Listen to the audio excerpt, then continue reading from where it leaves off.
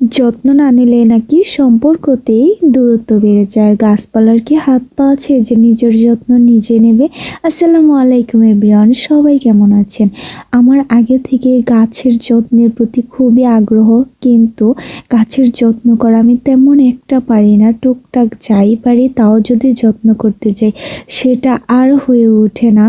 তবে গত ২-৩ দিন যাবৎ আবারও গাছের যত্নের প্রতি আমার কেন জানি আগ্রহটা অনেকটাই বেড়ে উঠেছে আগের মতোই। আমার হঠাৎই এরকম হয়, কারণ দেখা যায় যখনই আমি যত্ন করি ২-৩ দিন খুব মন দিয়ে যত্ন করার পর যখন সে আ গাছটা থেকে আমি খুব দ্রুত কোনো কিছু ফলন না পাই, তখন আমার ভালো লাগে না। তো তারপরে দেখা যায় আবারও আমার আলসেমি লাগে, আমি যত্ন করা ছেড়ে দেই। তো এটা হচ্ছে পান গাছ। এই পান গাছটাতে আমি গত ২-৩ দিন যাবৎ খুবই যত্ন করছি। আর ১ সপ্তাহ পর কিছু আর কি খাবার দিয়ে দিচ্ছি পান গাছে, যেন পান গাছটা খুব দ্রুত বেড়ে উঠতে পারে। আর সাথে তো পানি আছেই।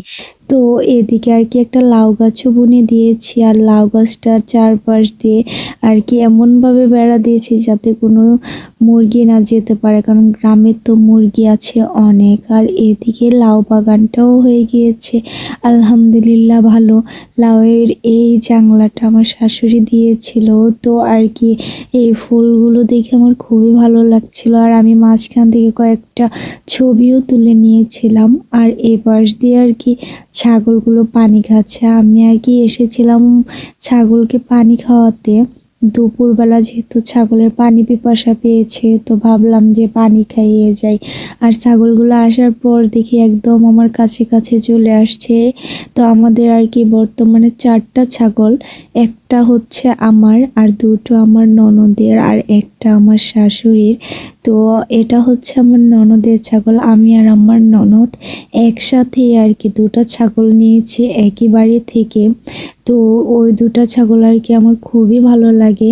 তো ছাগল দুটো কলা পেলে একদমই কি বলবো, খুব সুন্দর করে খেয়ে ফেলে। মানে যে আর কি পালছে ছাগলগুলো, উনি আর কি খুব সুন্দরভাবে পালছে। মানে যেকোনো খাবার দেওয়ার সাথে ছাগলগুলো খুব সুন্দর খেয়ে ফেলে, কোনো খাবার নিয়ে কোনো গাফিলতিমি করে না। এই দিক থেকে অনেকটা শান্তি আছে। তো আমি বসে যখন মাথায় হাত বুলিয়ে দিচ্ছিলাম, ওরাও ঠিক খুব সুন্দর চুপচাপ ছিল। তো ওদেরকে আমি পানি টানি খাইয়ে তারপর বাড়ি চলে যাচ্ছি।